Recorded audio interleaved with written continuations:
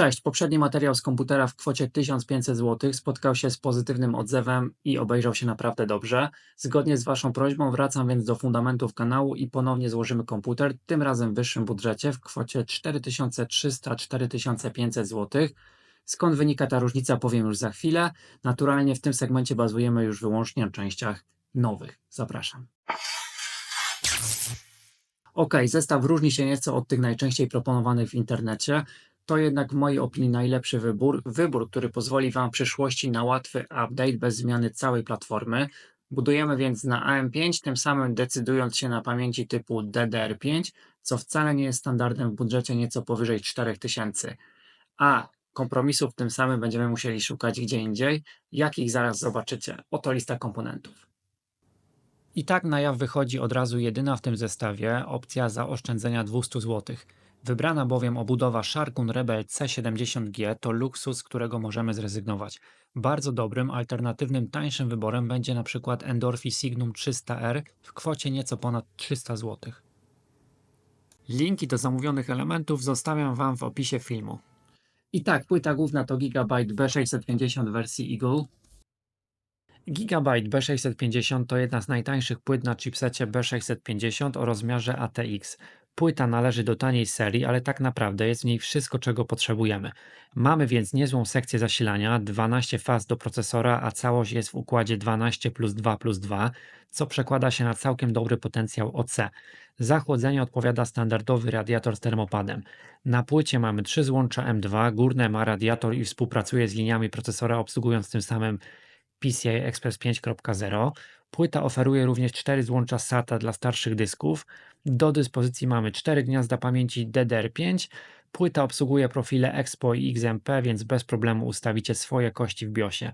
Na płycie znajdziecie wszystkie wymagane złącza, więc bez problemów podłączycie choćby USB-C z przedniego panelu obudowy. Do tego całkiem wydajny AMD Ryzen 5 7600. AMD Ryzen 5 7600 zawiera 6 fizycznych rdzeni, natomiast technika SMT zapewnia obsługę 12 wątków jednocześnie. Procesor posiada także 32 MB pamięci podręcznej typu L3. Zapytacie, dlaczego nie minimalnie droższy 7600X? 7600 to w zasadzie 7600X w trybie Eco. Możemy łatwo zwolnić jego limity w UEFI i osiągnąć potencjał 7600X. 7600 domyślnie jest jednak zdecydowanie chłodniejszy. Wydajność modelu X nie wynika z tego, że jest lepszy, ale z tego, że zużywa o wiele więcej energii, do 30%, co w najlepszym przypadku przekłada się na 5% przyrost w testach syntetycznych, a często nawet mniej. 7600 plus PBO w BIOSie daje nam 7600X, oba są odblokowane. Do chłodzenia wykorzystam całkiem dobrze wycenianego Silver Monkey w czarnym malowaniu. Pamięci to moduły od Goodrama w dwóch kościach po 16 GB i taktowaniu 6000 MHz i całkiem niezłych opóźnieniach na poziomie CL30.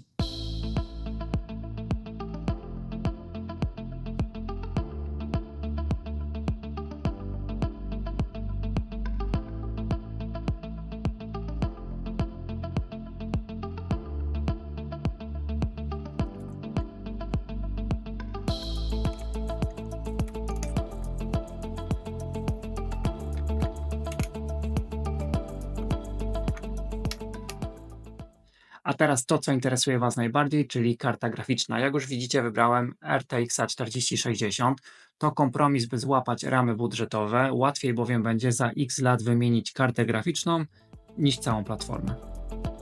Tak, jest to z pewnością wąskie gardło tego zestawu. Karta niemniej jednak zapewni nam dobrą wydajność w rozdzielczości Full HD ze standardową rasteryzacją, plus lepsze RT niż w konkurencji od czerwonych, a w wyższych rozdzielczościach, w przeciwieństwie do AMD, wyciąga asa z rękawa w postaci DLSS i Frame Generation.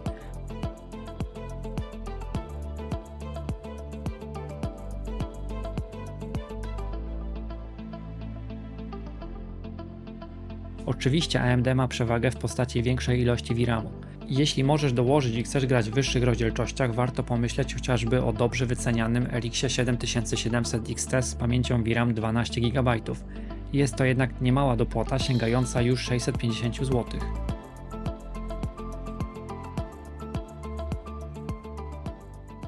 Zakupiony egzemplarz to podobnie jak płyta główna Gigabyte edycji Eagle. Cicha konstrukcja oparta o 3 wentylatory 80 mm. Karta posiada dual BIOS oraz backplate, który jednak pełni wyłącznie funkcję estetyczną, jest bowiem wykonany z plastiku. Jako magazyn danych wykorzystamy dysk WD Black o pojemności 1 TB PCI Express generacji 4, oczywiście na złączu M2, plus zasilacz Deepcoola dobrze wyceniany 650W z certyfikatem 80 plus brąz i 5-letnią gwarancją.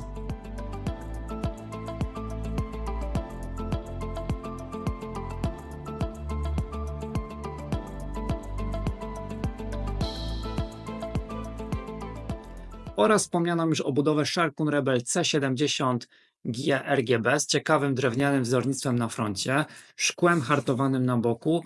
W zestawie mamy 4 wentylatory 120 mm ARGB oraz opcję montażu 2 chłodnic 360 mm, jedną na topie, drugą na prawym boku. Ja biorę się za montaż i widzimy się za kilka chwil. Much later.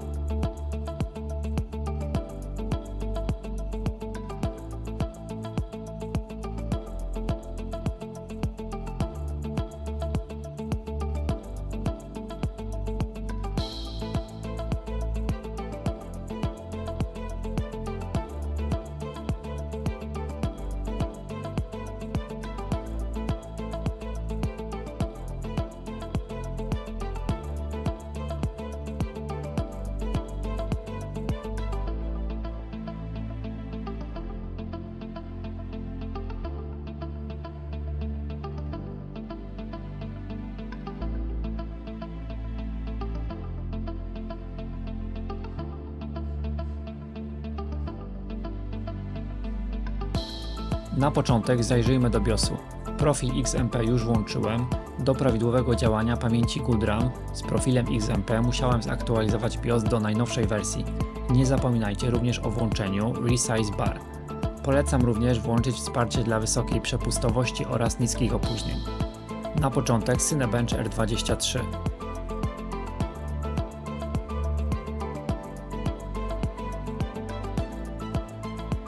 Osiągamy bardzo dobry wynik na poziomie 14 000 punktów. To typowe dla Ryzena 7600 z szybkimi pamięciami. A teraz wracamy do BIOSu. Teraz zwolnimy nieco limity mocy, by pozwolić procesorowi boostować z wyższymi zegarami. Ponownie Cinebench R23. W CPU-Z widzimy teraz, że procesor pracuje z wyższymi taktowaniami. Wynik to 15200 i w kilka chwil przebijamy stokowego 7600X. Wynik ten jednak nie będzie miał specjalnego przełożenia w grach. Bardzo dobrze wypada również dysk WD Black SN770. W tej cenie gwarantuje nam rewelacyjny poziom odczytu oraz zapisu danych. Zobaczcie sami.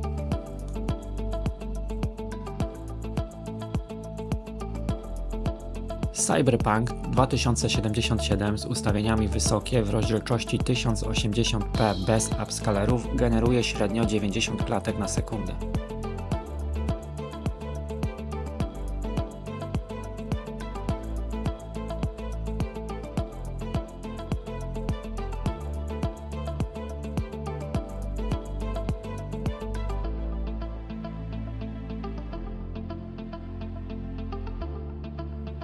Ponownie rozdzielczość Full HD, tym razem z włączonym śledzeniem promieni oraz DLSS.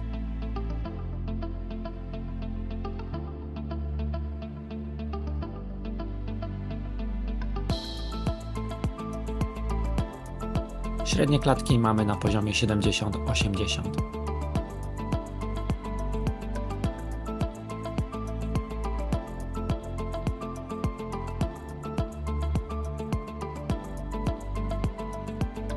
Rozdzielczość 1440p z ustawieniami wysokie oraz włączonym DLSS.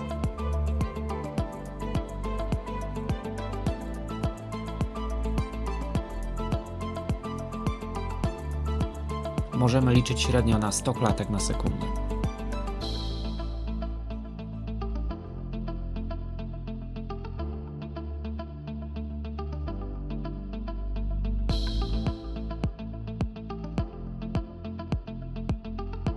Na koniec rozdzielczość 1440p z ustawieniami wysokie plus włączone śledzenie promieni, DLSS oraz Frame Generation.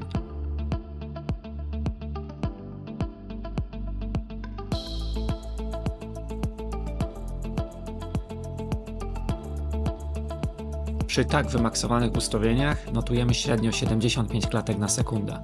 Bardzo dobry wynik.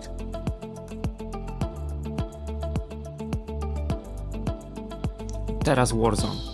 Tutaj każda klatka ma znaczenie. Darujemy więc sobie śledzenie promieni, ustawienia normalne, widoczność 100%, rozdzielczość Full HD, średni FPS na poziomie 120 klatek.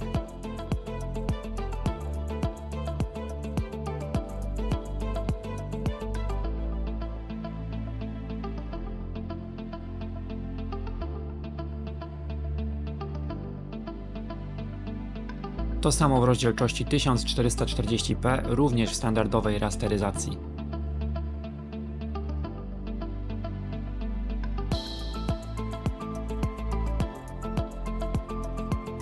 Notujemy średni klatkarz na poziomie 85.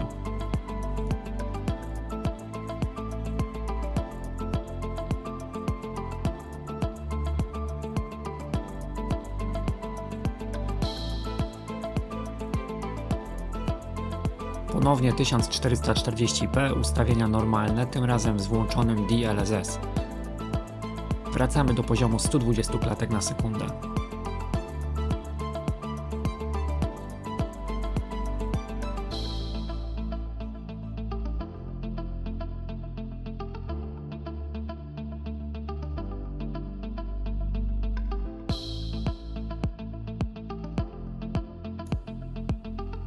I już na koniec w formie ciekawostki 1440p plus DLSS plus Frame Generation.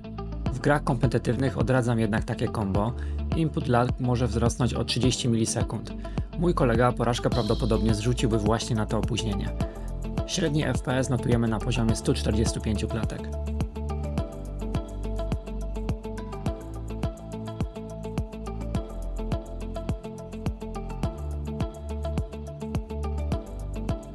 Doom Eternal słynie ze wzorowej optymalizacji. W rozdzielczości Full HD z ustawieniami Ultra notujemy średnio 240 klatek na sekundę.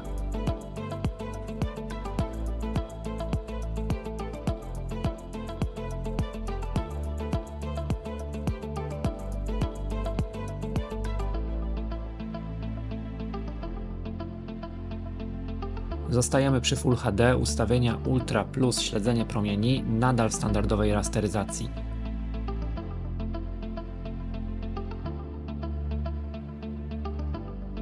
Wynik to średnio 180 klatek na sekundę.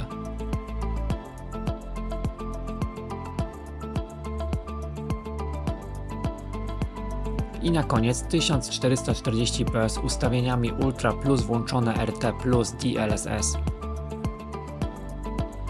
Możemy liczyć na klatkarz na poziomie 150.